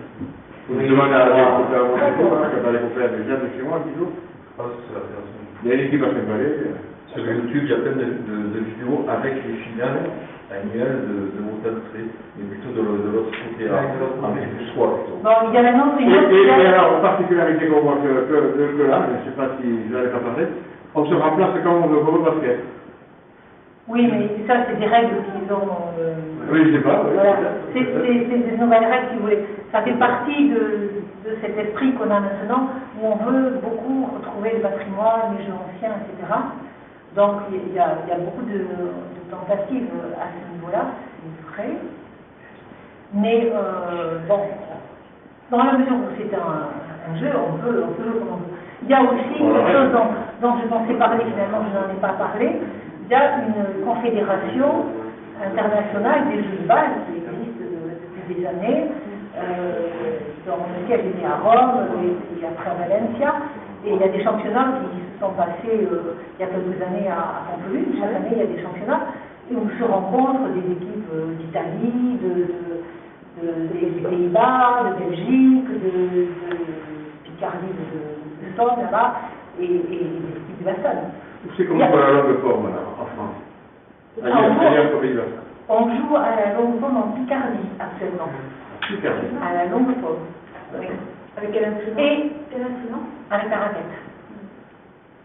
Avec la raquette. Avec Mais ils ont beaucoup modifié les règles. Alors, ils l'appellent toujours longue forme. Je ne sais pas s'ils devraient vraiment l'appeler longue forme parce qu'ils ont quand même tellement modifié les règles que pour moi, c'est plus la même logique interne, donc c'est plus vraiment le même jeu.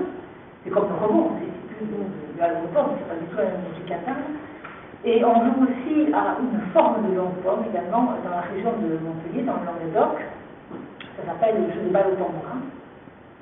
Ça respecte aussi, bon, voilà, aussi ils ont changé, ils font plus les chasses. Il n'y a plus de chasse. Non, s'il n'y a plus de chasse, c'est plus du jeu de forme s'il n'y a plus de chasse. Hein. Pour moi, hein, parce que c'est pas du tout la même dynamique. Mais voilà. Mais c'est issu de ces jeux-là. Et en général. Il n'y a pas de changement de camp. Oui, il y a changement de camp. Le principe de la charte, c'est changement de camp. Oui, mais donc ils se déroulent, il n'y a pas changement de camp, quand même. Oui, voilà. Et voilà, au tennis aussi, ils font changement de camp. Il n'y a pas de chasse. Voilà, ils se débrouillent autrement. Voilà, on veut garder des choses de la longue forme, on garde. En général, la façon de compter, et puis le jeu direct, bien évidemment, et on garde le changement de camp. Alors, à la longue forme, quand même, les deux camps sont identiques, mais ce n'est jamais vraiment identique de camp, parce qu'il y a des questions de soleil, des questions de vent, qui font que c'est jamais tout à fait identique non plus. C'est ce qui fait qu'on a trouvé le moyen de changer aussi de camp. Voilà. Et l'engagement. Et l'engagement, puisqu'on décide que c'est un camp qui bute celui qui est dans tel camp. Donc, l'engagement, il se fait donc, par exemple, la longue forme en Picardie se fait aussi sur un support d'engagement.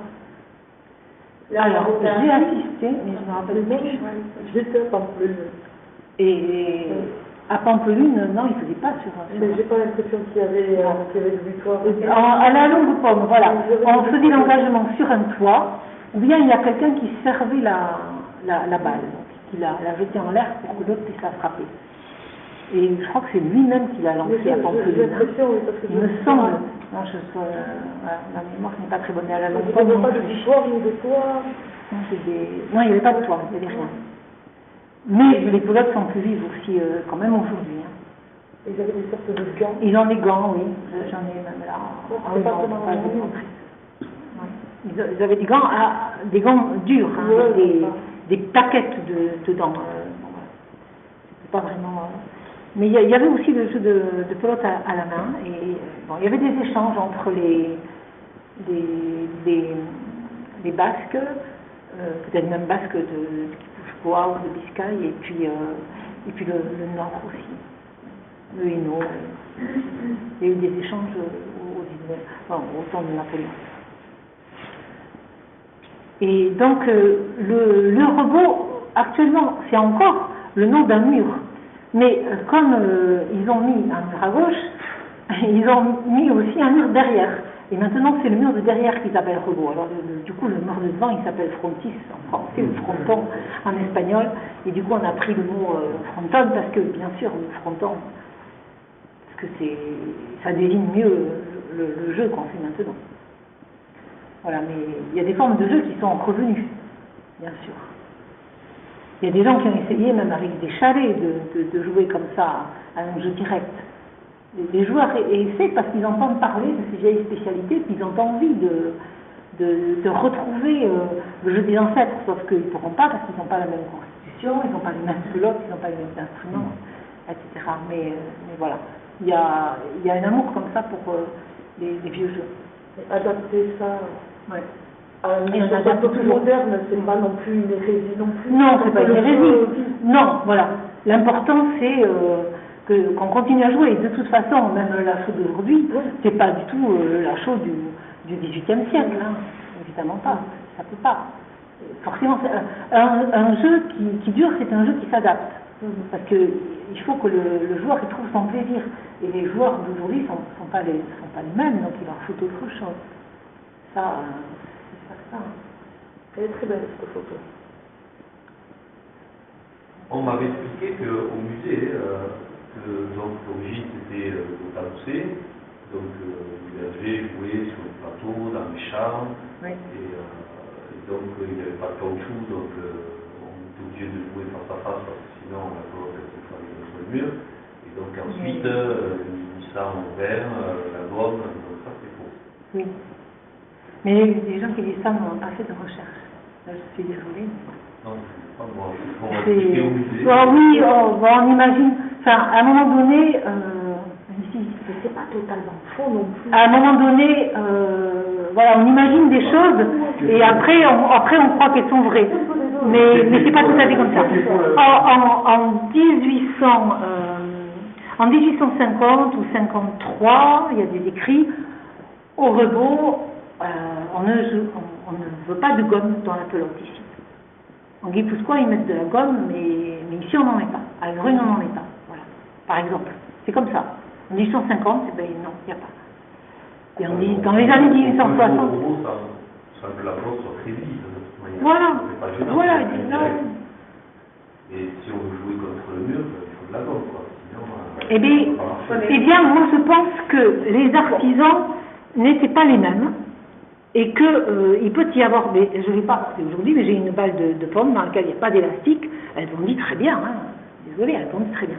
Donc, peut-être qu'ils serraient plus, je ne sais pas, ils avaient une façon de faire, comme les hommes du XVIIIe siècle ou du XVIIe, ça ne les dérangeait pas de jouer avec des chasses, tout le monde comprenait. Et nous, au robot, voilà, les gens sont perdus, qu'est-ce que c'est chasses et tout, on ne comprend rien. Voilà. Et à l'époque, ça gênait personne. Donc il y a des choses qui se perdent, il y a du savoir qui se perd. Et vous pensez que le blé a démarré vers quelle période? Eh bien là, non, 1850, non, bien avant. Bien avant 1850. Bien avant. Pas avant 1850. Le jeu de bled, ben oui. Mais en tant que parti en tant que parti avec des grands joueurs un peu plus tard, oui. Peut-être 1850 ou je ne sais plus, j'ai pas les dates parce qu'on en parlait de la show. Mais donc il y a quand même une concurrence avec le robot parce que c'était pas que le robot était encore à son apogée. Non? Mais bien sûr, il y a des grandes parties. Il y a des parties de bled qui se jouent en soule, parce que finalement la soule n'aime pas trop le jeu de robot, et elle va passer de la longue au bled. Elle va beaucoup aimer le bled. Il va y avoir des très belles parties à Montléon. Très tôt, il y a des parties de bled. Dans les années 1850, il y a déjà des grandes parties de bled, avec beaucoup de monde. Il y avait une description du fronton, je ne sais plus sur lequel de Château, des végatoires là, c'était je crois le fronton de Star ou comme ça. Alors, oui, puis il y a aussi sur le fronton de... Ça va un conflit entre... Ah oui, il y a un conflit, oui, bien sûr. Il y a le conflit entre... bon, on le voit... mais là, c'est parce que, comme la pierre était fragile, ils accusaient ceux qui jouaient contre le mur de casser de fragiliser encore plus et de casser, de faire des éclats. Et donc ceux qui venaient après, ils allaient, c'est comme au fronton de Guerniette, la pelote, au lieu d'aller tout droit, elle allait à droite ou à gauche. Oui. Donc, il y avait ça. À Saint-Jean-le-Vieux, pareil, au château de CNP, pareil, interdit de jouer au bled. Oui. Que la pelote est trop dure. Il y a un conflit. Et casse la pierre. Il y a un conflit, c'est pas San Pedro, c'est l'autre. Là, au port de Saint-Sébastien, c'est San Juan. C'est pareil, il y a aussi l'inscription, je l'ai photographiée sur le mur là-bas. Oui, ils disent que le blé cédera au robot, mais ça ne s'est pas passé. Il y a ceux qui préfèrent le jeu de robot, voilà, c'est comme ça. Il y a ceux qui préfèrent l'ancien. Tous les jeux, et ça, c'est toujours. Voilà, il y a toujours ceux qui préfèrent le passé, l'ancien, ceux qui veulent la modernité, et ça, c'est de toujours, ça. Hein. C'est comme quand il y a eu le grand gamme, le petit gamme de Coperli, le jeu propre, parce que tu fais pas Tchiki, et ils ont aussi considéré mérite Ici- de garder là-bas et de Ici, on n'aimait pas du tout, du tout. C'est venu de Biscaye et puis c'est une Tressa et d'Argentine. Mais ici, on n'a pas aimé. Pendant longtemps, on est resté à pas trop jouer à ce conchistera. Et on était très mauvais, hein. Et c'est dit dans les articles de presse. Dès qu'on joue contre les Espagnols, ils disent on perd. Les meilleurs d'ici perdent. Et d'ailleurs, on n'a jamais été très bon. Il n'y a que Chiquito de Cambo qui a réussi à se mettre à leur niveau. Hein. Parce qu'on a pris un retard considérable, parce qu'on n'a pas aimé ce jeu, on n'en a pas voulu dans les provinces de France, et du coup, on n'a pas été très bon à ce jeu-là. Et donc, à Paris, il y a eu de la pelote à Paris, tout début du 20e, là, et sur les frontons parisiens, c'était des Espagnols qui venaient. Dans tous les frontons qui se sont construits en France, à Nice, à Royan, etc., c'était des chiquitos de Cambo qui allaient, et puis des joueurs qui faisaient spectacle, quoi. En fait. Et s'il n'y avait pas eu cette dimension de spectacle, est-ce que ça serait tombé dans l'oubli? Ça aurait pu. Ouais. Ça aurait pu. Parce que c'est vrai voilà, on ne saura jamais. Est-ce qu'il faut rester là dans le tout petit noyau au Pays Basque à jouer à notre jeu, ou bien est-ce qu'il faut élargir voilà, on n'a pas la réponse. On n'a pas. Mais en tout cas, la Manu n'a pas réussi trop à s'échapper d'ici. J'ai une question par rapport au fronton. Oui. Par exemple, l'initiative. Ouais. Bon, je prends le cas d'Initiative. Moi, jusqu'à peu, je pensais vraiment que cette partie grise de la case de fronton, c'était le mur original qui avait été peut-être agrandi, il y a une date de 1857. Oui. 1859. Donc, je pensais vraiment que c'était le mur pour Initiative, je disais. Oui. Le mur de Ezewot pour jouer à la chambre, comme c'est. Sauf que il y a déjà la maison de la ville droite, il y a deux murs de Ezewot.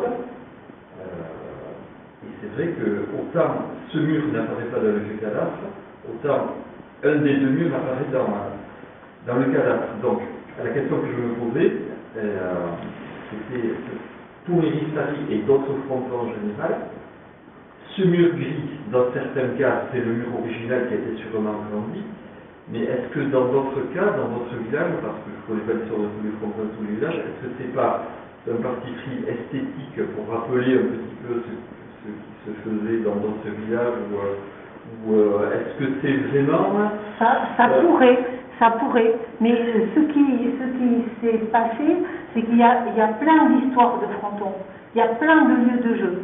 Par exemple, à Farin, il y a eu beaucoup de lieux de jeu. Au départ, c'est la place, et on se sert du mur d'une maison, jusqu'à ce que les propriétaires décident qu'ils veulent ouvrir une porte dans ce mur. Et alors là, gros conflit. Et là, on leur dit, c'est très bien, si vous ouvrez la porte, on va mettre un mur devant et on continuera à jouer. Donc, vous voyez, la bataille sera pas là. Mais au final, il y a... Les places sont bougées de places. Mais voilà, mais ensuite... À Saint-Palais, on connaît au moins 3 endroits où on jouait, dans le troisième étant tous les aujourd'hui. Mais avant, on jouait sur la place, publique. Je ne pas la place du travail. Il reste encore le mur. Non, mais là, c'est l'histoire. Non, avant, le tout début, c'est la place de la ville, en bas. C'est ce que je vous ai montré, au XVIIIe siècle. C'est la place de la ville. La place du Forail, c'était une place, c'était un grand champ, un grand territoire qui appartenait à Pépé Barbaste. Et puis, à sa succession, ça a été vendu, et c'est la ville de Saint-Palais qui a acheté la propriété de Barbaste, dont un mur de rebot. Donc il y avait un mur de rebot là. C'était plein champ, il y avait presque rien de construit à l'époque à cet endroit-là. Donc c'est un endroit à l'écart. Donc au début on joue sur la place de la ville, mais comme vous savez, la pelote ça fait bris de verre, ça fait que les gens ne peuvent plus passer, etc. Donc c'est des problèmes. Donc soit on construit des murs et on fait de la course de pommes, soit on s'éloigne un peu, on va dans des endroits où il y a moins de maisons. Donc là c'est Pépé Barbaste, donc c'est un privé quoi. Voilà. Il a un champ et c'est là que tout le monde joue à la course. Donc les grandes parties de pelote de Saint-Palais sur cet endroit. Puis la ville rachète, et il y a ce mur de rebot. Puis le gars qui a le terrain qui jouxte le mur de rebot dit « Ah, moi j'ai envie de construire une maison, est-ce que je pourrais construire ma maison en augmentant le mur de rebot ?» Et c'est M. Galland. Alors, mais pourquoi pas, à condition qu'il n'y ait pas de porte là, qu'il n'y ait pas de fenêtre, que quand il y aura partie de pelote, tout soit fermé, tata. Donc, moyennant toutes les clauses, il a le droit de bâtir sa maison. Ce qui fait qu'on ne joue pas contre la maison, on jouait contre le mur, et c'est la maison qui a été bâtie autour. Ici, sur Saint-Palais, la place du Foirier. Et puis, il y a encore trop de monde, il y a trop de maisons autour, etc. Donc, qu'est-ce qu'on fait? On bâtit la grande place sur laquelle on joue actuellement au rebot. Voilà, donc il y a beaucoup de lieux. Et moi, je pense qu'il y a il y a des murs comme ça, qui servent pour jouer au rebot ou au lachot. Et puis, on abandonne ces lieux de jeu pour en trouver d'autres.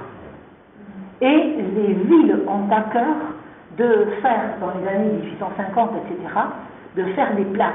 Voilà. C'est un peu, chacun veut avoir sa propre place. Voilà. Donc on construit une place, donc on construit un mur. Ça c'est dans les années 1850. Mais ensuite, on va devoir encore agrandir ce mur parce que on joue avec d'autres instruments et avec des pelotes plus vides, effectivement. Mais on joue contre un mur très tôt, en tout cas. Vous avez ça dans les documents. C'est pour ça que je voulais vous montrer les documents pour vous dire, c'est pas des choses que j'imagine, parce que tout le monde peut imaginer, peut trouver des explications. Par exemple, vous allez trouver plein de gens qui vont vous expliquer pourquoi on compte 15, 30, 40 et jeux à la pelote, enfin au rebot, au lachot ou au tennis. Sauf que quand moi j'ai cherché, et tous les gens qui cherchent les historiens du jeu de paume, j'ai pas trouvé. Je n'ai pas trouvé pour la bonne raison qu'on joue au jeu de paume depuis le XVe siècle, et au XVIe siècle, les gens qui en parlent, c'est-à-dire Erasme dans ses dialogues par exemple, ou bien Scaino qui écrit le premier traité sur le jeu de paume en Italie en 1555, ou Forbelléné en 1599, et dont je vous parlais, dans Pied d'Honneuil, tous ces gens, ils ont perdu. Ils savent déjà pas pourquoi on compte comme ça. Et on n'a pas l'explication. Et donc on n'a pas l'explication, il s'est perdu, puisqu'elle était déjà perdue au XVIe. Alors n'importe qui peut trouver une explication. Par exemple, dans le traité de Forbelléné, à la fin du livre, il y a quelques pages d'un certain Gosselin, qui a publié 2 doutes concernant la façon de jouer au jeu de paume. Il avait publié ça avant, séparément, et puis Forbelléné l'a rajouté à son livre. Donc 2 doutes pour expliquer la façon dont on compte au jeu de paume. Qu'est-ce qu'il dit Gosselin? Il dit, j'ai interrogé les plus vieux, donc il écrit avant 1599, donc j'ai interrogé les plus vieux joueurs de pelote pour qu'ils m'expliquent, personne ne sait pourquoi on compte comme ça. Mais j'ai essayé de trouver une explication, mais moi voilà, j'ai trouvé une explication, je crois qu'elle est bonne. Au moins il est honnête. Il dit, moi je crois que ça pourrait être pour ça. Scaino, lui, en 1551, il explique autrement encore, avec des règles de victoire simple, triple, etc. C'est très compliqué. Alors, je sais, il y a la Barrère qui a écrit pourquoi on avance de 15 pas, etc. Sauf que les pieds de roi, je suis désolée, mais les terrains, ils n'ont pas tous la même longueur. Et puis, on ne va pas, jamais on ne dit qu'on va avancer pour buter, on bute toujours du même endroit. Il y a le Boutigno, là, il est fixé, il est au sol, dans toutes les places, dans les plans, que ce soit de Renteria, à Speita, n'importe quoi. On voit qu'il y a les 2 carrés pour le Boutigno, pour mettre victoire, pour le rebot et pour le lachot. Donc non, on peut pas, moi je vous dis honnêtement, non, je ne sais pas. Mais c'est bien, il reste plein de mystères. Il reste des mystères, on peut inventer, on peut toujours imaginer des solutions, on peut raconter des histoires, c'est très bien, mais il y a les légendes, et puis mais c'est des légendes. Est-ce que le mot bled, on peut le traduire en basque plécal, est-ce que ça correspond au bled? À bled, tout à fait. C'est ce que la Mahamandi, dans son dictionnaire, appelle le bléal à l'époque. Mais Bléanalie de la Ramadi, c'est pas encore notre jeu de bled. Voilà, Hein. c'est ça. C'est le jeu des que vous jouez à Rome et à Athènes. C'est le jeu contre le mur et je compte combien de fois je rattrape la balle en béton. Ah, ça, c'est ça. Pour ce moment-là, c'est ça. Et après, d'où vient le nom? On peut penser que c'est une onomatopée. On peut le trouver sous une orthographe aussi. Bled avec le HD. Oui, parce qu'on est gêné, parce que si vous voulez, ce mot, il vient peut-être du basque, on ne sait jamais, on ne sait pas d'où il vient. Mais on est gêné avec ce mot parce qu'on ne sait pas d'où il sort, on ne sait pas comment l'orthographier. Donc dans les articles de presse là, du 19e, on trouve X orthographes. BLE, BLE, BL et BLAX, BLAX. Finalement, ça, au 20e, on a fixé que c'était bled d'un côté, pétale de l'autre. Voilà. Pétale.